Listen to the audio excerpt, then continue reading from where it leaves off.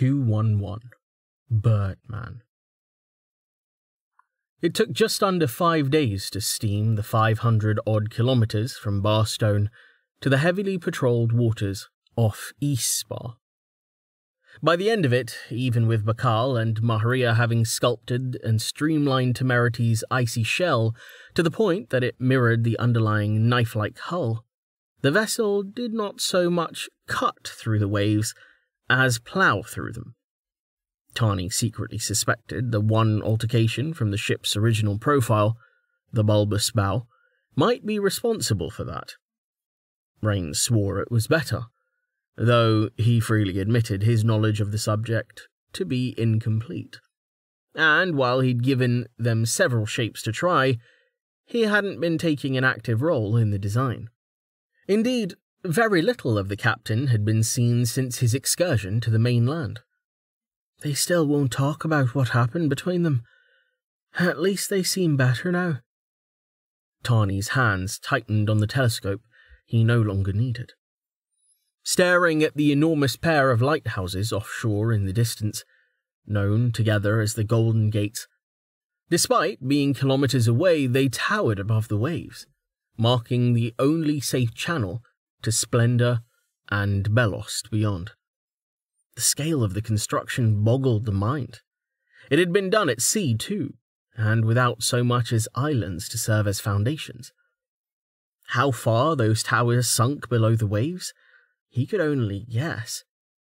If not for the cosy, filling crispness of fall reminding him of how far he'd come, he was sure he'd have been staring at them in abject, slack-jawed awe. The world is so much bigger than I'd ever imagined. He glanced at Vanna, whom Rain had tasked with overseeing the approach to the city on the tip of the peninsula, which was also visible now and impressive in its own right. He knew Vanna quite well, both from serving under her leadership when they'd both been lowly labourers, and after she'd risen to become second in command of Ascension. Like him, she had no business being here. But, unlike him, she was doing a much better job of hiding how overwhelmed she had to be feeling. She'd always been good at that, though. It was why she made such a good leader. Presently, she was engaged in a game of chess with Mlem, the two sitting across from each other at a wooden table beside the hatch set into the glacial wall behind them. Temerity's top deck was flat now, crusted with sand brought up from the sea floor for traction, and surrounded by a solid railing of ice. Much like a traditional ship, it also had a raised aft deck. Looking up from where they were sitting, Tani could see Shu standing up there at the ship's aluminium wheel, which was connected by a heavy chain and a series of gears to the rudder below. Very little had been seen of Tallheart of late either, but that didn't mean the smith hadn't been busy. Other than the sentries at the far bow, the only other person on deck at the moment was someone Tani was trying not to think about. Despite the old pirate having been instrumental in the ship's transformation, Bakal was seated beside the chess table, perched atop a wooden stool entirely too small, and watching the game as he enthusiastically snacked on an enormous basket of grease hoops. The battered and fried onions had been popular ever since Rain had first introduced them to the lunch rotation on the way to Three Cliffs. Tani was sure that somewhere below, someone was complaining loudly about the basket's absence from the mess. "You have something to say, little man?" Bakal asked, shifting his eyes from the game. His expression tightening, Tani put aside his distaste to address what was really bothering him. "I just wanted to ask what you think you're doing up here. The city will scry us soon, if they haven't already. What if they recognize you?" "I would be flattered if they did," Bakal replied, laughing and dragging yet another grease hoop through the thick, tomatoey sauce they were served with. "I have been out of the game for years and years. It would be satisfying indeed to learn that my reputation has survived my retirement. But, Tani began, but the old pirate raised a hand. My charter is clean and clear of any accusations, as any self-respecting gentleman sailor should be. He pointed with a meaty finger at the plain white scrap of canvas, flapping from a pole above their heads.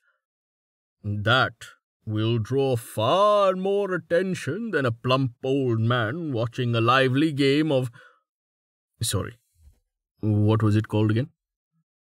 Chess, Vanna said, moving a pawn and making Mlem deflate, like a punctured wineskin.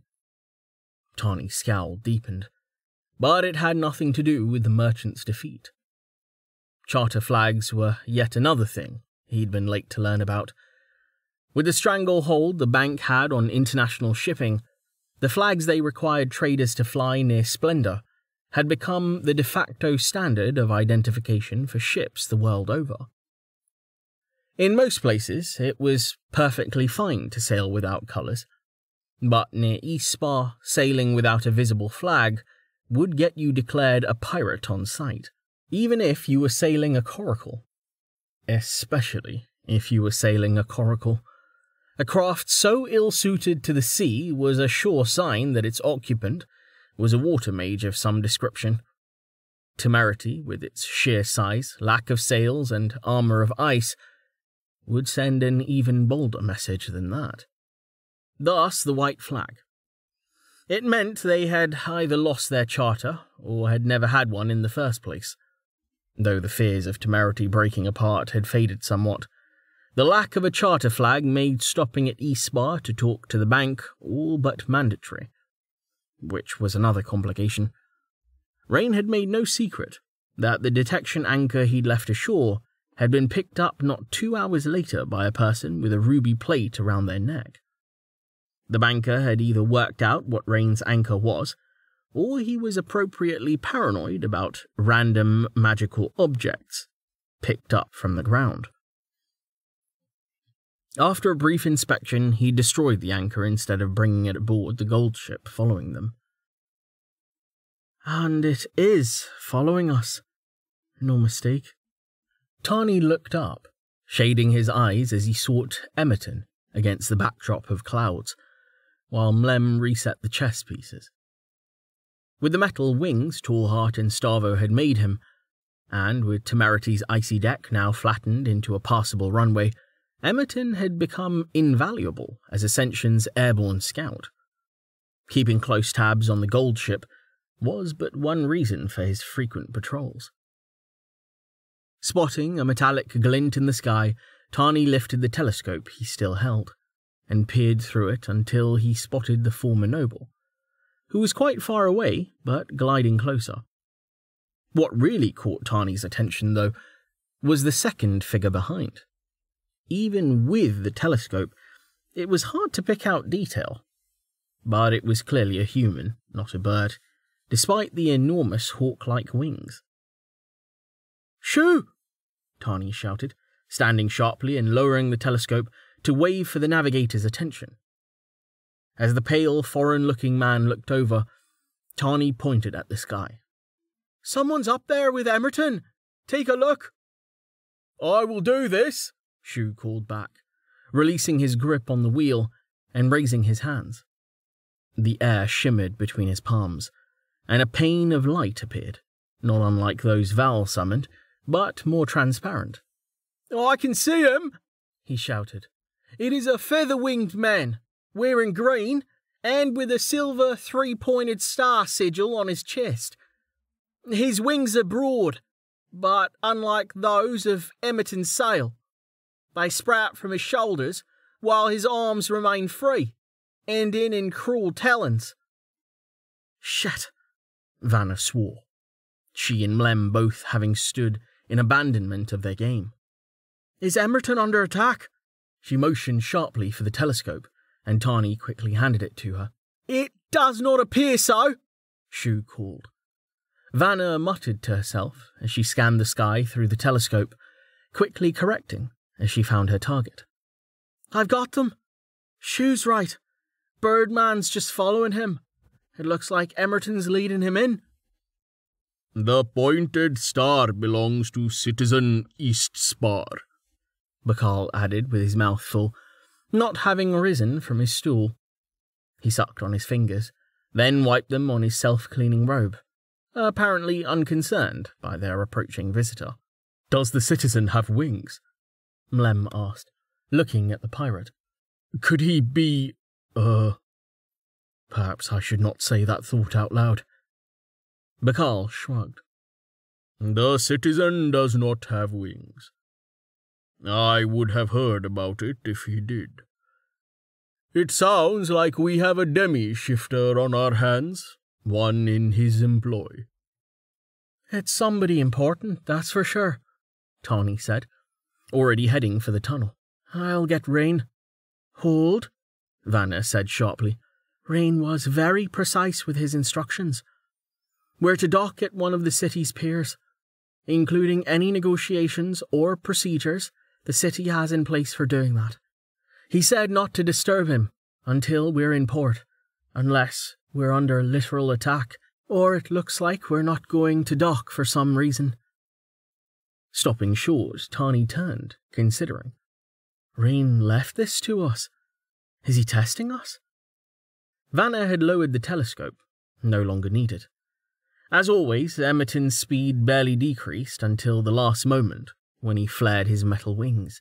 To Tawny's surprise, given the fledgling aeromancer's past struggles, he actually managed a decent landing, windmilling his legs as he furiously tried to keep them beneath him. He skidded to a panting stop a moment later, but any congratulations for the improvement would have to wait. With a series of heavy flaps that sent waves of frost through the air, their visitor touched down with scaly black taloned feet, as smoothly as stepping down from a staircase. Folding his wings neatly behind himself, the Birdman walked toward them, wearing a professional, almost imperious expression to match his noble outfit. He glanced at Vanna as she moved to meet him, but his eyes, hawk's eyes, Tawny noted, immediately slid from her to settle on the still-seated Bacall. Are you captain of this vessel? He asked, his voice dispassionate and smooth, far from the avian screech Tawny had half expected. Not I, Bacall said, gesturing to himself with a grease hoop. I am retired, and merely a passenger. Bacall is my name. And you are? Birdman scowled, then turned to survey the others in turn. Are none of you the captain? His eyes fell on Tawny. What is the spell you are using on me? Are you a beacon or something? Hurriedly, Tawny cancelled fall, but this only made the Birdman's scowl deepen. Vanna cleared her throat, stepping forward. I am Commander Vanna, second in command of Ascension, and this is our ship, Temerity. Our captain wished for me to negotiate on his behalf. Birdman raised an eyebrow, fixing her with his hawk-eyed stare. Very well then, Gilda. State your purpose, and your last port of call. Vanna nodded, straightening herself up. We sailed from Three Cliffs, stopping briefly at Barstone. I am not a gilder, but our captain is. He is also a custodian of the watch, though Ascension is an independent organization. Our purpose here is to dock, and properly register Temerity as whatever category of vessel the bank deems appropriate. And to visit the merchant stalls, Mlem added, stepping forward, and making an elaborate bow, then rising to twirl his moustache. Mlemlek Kolati at your service. We are hoping to acquire a large quantity of ore, you see, amongst other things. Apologies, but do you represent the city? I take it from your fine garb that you do. Your name was... Birdman ignored him completely, crossing his arms and tapping his elbow with a talon. Most irregular, even for gilders. His eyes flitted to Emerton, who was struggling to free his arms from his metallic wings, then at Bakal again, before returning them to Vanna. Your captain wouldn't happen to be the new custodian, would he? Death Zone? The so-called liberator of Fel Sedanis? The one who gave away our city? You are well informed, Vanna said. Yes, that's him. But it was never the DKE city, as you should well know, and he doesn't like that title. Liberator? Birdman asked, arching an eyebrow with a wry smile that made Tani's blood run cold. Vanna shook her head, seemingly unfazed. Death Zone. His name is Rain, and he prefers simply that. No title. I see, Birdman said, then clicked his tongue. No matter.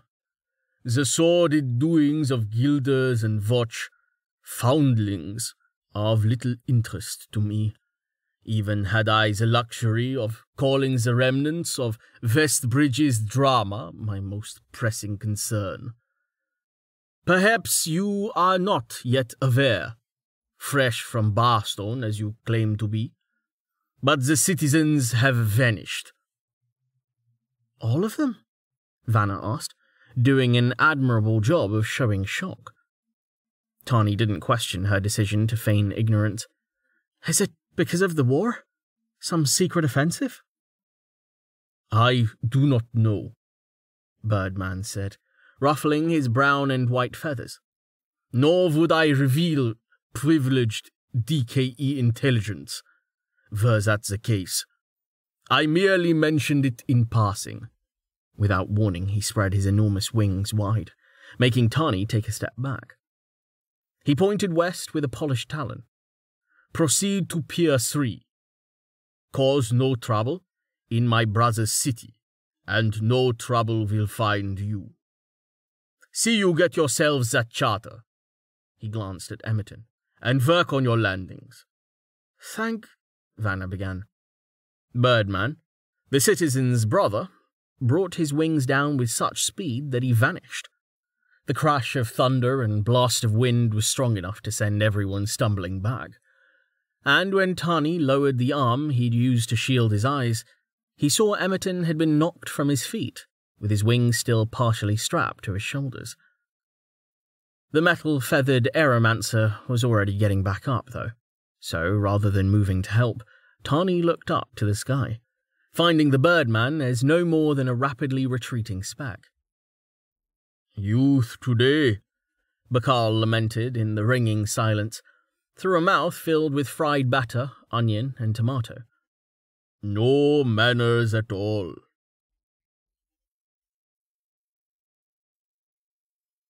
Rain squinted at the riot of colour as he stepped out onto the sandy ice. A few of the nearer conversations faltering as people noticed his presence. The deck was packed, with what seemed like all of Ascension having come up to gawk at the city, and with all the practice he'd been doing, he could feel their collective expectation as a weight in the air. Just over the bow he could see the city, front and centre, and the gangway leading down to the colossal pier, at which they'd docked, was only slightly angled with the tide. Vanna had done an admirable job getting them into port, then hammered out a deal with the harbour master, and sending Samson, Maharia, and Lynn to do some quick reconnaissance. Said scout team had just finished giving their report, and, in a nutshell, the city seemed safe enough. That was good, because if he'd tried to keep everyone on board, he'd probably have a riot on his hands. For many, reaching Barstone had felt like reaching safety and civilization after their panicked flight from Three Cliffs. For those that had been with Ascension since the beginning, himself included, even Three Cliffs had been nothing but a rest stop on the non-stop highway of panic since Fel Sedanis. Not to diminish that experience, there was also the small but very real inconvenience that most of the unawakened, and a few awakened too, hadn't fared well with their first sea journey. While Purify could clean up the aftermath, Neither it nor healing word did much to stop seasickness. The core point was everyone needed a break. Exchanging polite words with Jameis and Melanie on the way, Rain made his way up the stairs to the navigation deck, feeling more and more eyes upon him. He nodded to Shu at the helm, then approached the edge to stare out at the colourful scene, flickers of people's souls, appearing and vanishing in waves, like ripples spreading across a pond. The colours were vibrant, but devoid of meaning. Also, irritatingly, he found himself lately unable to turn them off, though they at least did not disrupt his normal vision. It seemed similar to how Amelia described Manasight, less an overlay like his HUD, and more like having a complete second set of eyes in his skull. My poor visual cortex, he sighed. And Santa says I'm doing well. Lie, I say, but can't prove. Again reminding himself that it had only been a few days, and seeing that Amelia and Vanna had joined Jameis and Melanie at the front, and were waiting for him, he cleared his throat. Okay, everyone, listen up. You letting us ashore this time? Kettle shouted from the back, before even the last of the conversations had died away. Yes, we, the council, are, Rain called, triggering a wave of relieved sighs and excited mumbling, with only a few cheers. He spread his hands before anyone got too excited, seeing some already edging for the gangway. Hold on, folks. Let's talk ground rules.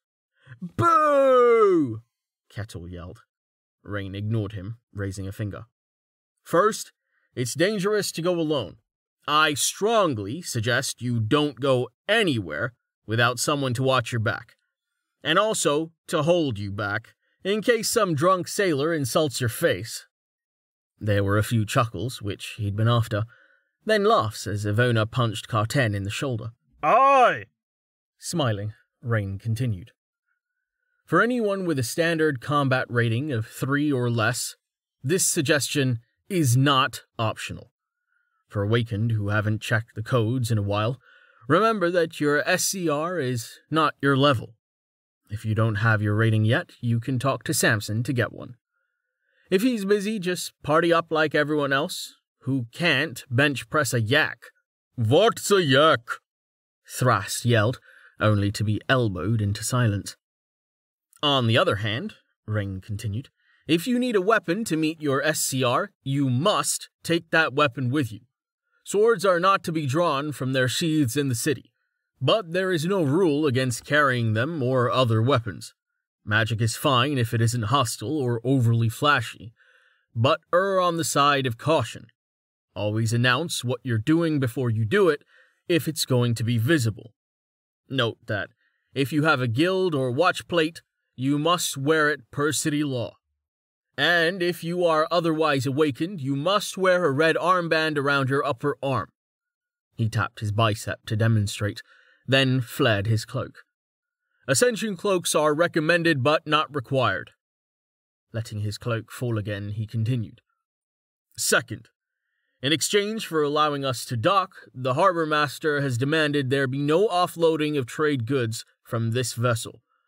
This does not include currency. In other words, you are free to buy whatever you want, but no selling. The spirit of this restriction is for large shipments of things like grain, lumber, and sheep, but also anything that might be seen as competition by Havenheld, or any of the bank's other subsidiaries. What's a subsidiary? Someone yelled. Thrast again. Rain shot him a flat look. A group of yaks, he said, drawing a snort from Carten. Also, raise your hand if you have a question, please. Don't just shout it out when the speaker is talking. I just finished training, everyone. Sorry, Thrast shouted, raising a hand. Still don't understand, though. Rain sighed, realizing that maybe he was being a bit too hard on the underpowered silverplate. Both yak and subsidiary were words in common, but ones he'd only encountered in Stavo's dictionary. It was perfectly reasonable for someone not to know them. Looking up, he made a placating gesture. A yak is a woolly cow from Lamario, and a subsidiary is unrelated. That part was a joke. It just means a group that's under the control of a bigger group. Oh! Thrast shouted. A subsidiary! I know what that is. You said it funny. Rain rolled his eyes. Anyway, as I was saying, I'll be going to visit the bank first thing to deal with the issue of our charter. So until then, I want everyone following the harbor master's rule to the letter. No selling. That means you, Mlem. Boo! It was Mlem's turn to call, getting a wave of chuckles. Third, Rain shouted, pressing on. There will be a curfew. Everyone needs to be back at the ship by 10th bell. No exceptions. No staying overnight in the city. If you're not back by 10, I will come and find you. And my mood will depend very much on why you are late. As a related point, do not disregard the constabulary. If you are arrested for any reason, deserved or undeserved, submit peacefully. Send a request for aid back to the ship if you are able to do so. And if you are not, I will come bail your ass out of whatever hot water you're in when 10th bell rolls around. That said, if someone tries to remove you from the city, whether by the teleporter or tied up in the back of a cart, you are authorized to bash their teeth in. And while we're on the subject of the teleporter, even if you can afford to use it, you are not allowed to do so without express permission from me, and only me. I can't rescue you if you wander half a world away. Pausing, he pointed at Amelia, seeing she'd raised her hand midway through his monologue. Yes? Hopping up on an airwalk platform to address the crowd from where she'd been standing, Amelia raised her voice. I will be staying with the ship while Rain is at the bank. So if there's any trouble, just come back here and I'll deal with it. What she said, Rain said as she dropped back down. Thanks, Amelia. I forgot to mention that. Where was I? Oh yeah, fourth. While these restrictions clearly only apply to all Ascension members, I encourage non-members to abide by them as well. For those with sponsors, if you wish to part ways with Ascension, let us know so we know not to look for you when curfew comes. If you do not have a sponsor, get one or get off. He paused. Okay, that came out a little rude, but to be clear, when we next sail, only passengers with a sponsor will be allowed with us. You know who you are. He deliberately didn't look at Thrast as he pointed at the city. Finally, some general information. That street at the end of the pier is Wharf Street. There are a number of inns and drinking halls along it, catering to sailors, merchants, and so forth. The locals recommend Claire's, the thrice-feathered Raven, and the Kilman Brewhouse. The guild is at the north end, at the very point of the peninsula. You are free to visit and take on any quests you'd like, provided that they don't require you to leave the city. You may also register with them if you can prove you are awakened, if that is your wish. Rain shifted his finger, pointing south. Exploring that way, on the other hand, might be a bad idea. Wharf Street becomes the Golden Row, just past that blue building. And it's far less refined than it sounds. I won't judge you if you are after rowdier entertainment, but stick to the codes. Do not be an asshole. And do not tolerate assholery if you can do something about it without bringing Birdman down on us. Use your brain. And come back for help if you need it. Also, if you go too far down Golden Row, you'll be in Soggy Bottom. Trust me when I tell you that there is nothing worse than a soggy bottom. Rain turned back to look at the crowd, several people chuckling despite their lack of exposure to British television. He clapped his hands sharply, happy he'd managed to keep the mood relatively light through his entire speech. That's it. Shore leave is granted. See you all back here at 10. Without waiting for questions, he turned away from the excited crowd, which was already climbing over itself in a rush for the gangway. He had to stop, though, as Shu was waiting for him, watching him with a hard-to-read expression. Rain tilted his head. What is it? Do those include me? Shu asked. Sorry, do what include you? Your rules of the ground, as you called them. Do they include me? May I go? Rain tilted his head. Do you mean like go ashore or go? Shu paused for a long moment, then shrugged. Either. Rain shrugged back. If you just want to go ashore, go right ahead. With a buddy, mind. You can probably take care of yourself, but all the same. If you want to leave us, though, I suppose I'd have to clear that with Samson and Vanna. I wouldn't recommend it, but it's your life, and you've given me no reason to detain you any longer. You don't really want to be on your own in the middle of the DKE, do you, though? Actually, Shu said, awkwardly looking down and fishing around in his jacket. Here. Rain looked down at the paper the former Imperial had shoved into his hands.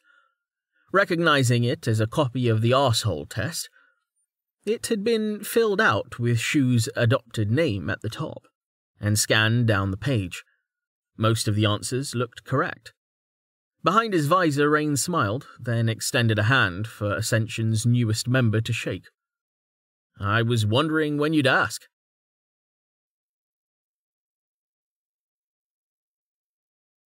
Silently, Val slunk away from the stairwell, now having something more important to think about than whether Rain would allow him to partake in a few friendly guild duels. Detain him any longer, he said, which means he was detaining him before, and not just for his own protection. No, with a badly hidden accent. The fact he's stopped pretending to be unawakened, and how familiar he is with the ship. I'm sure of it. Shu is no exiled illuminator. He's something else entirely. Rubbing idly at his scarred cheek, Val glanced back at the adamant soldier standing beside the helm, then quickly away. Interesting. Very interesting.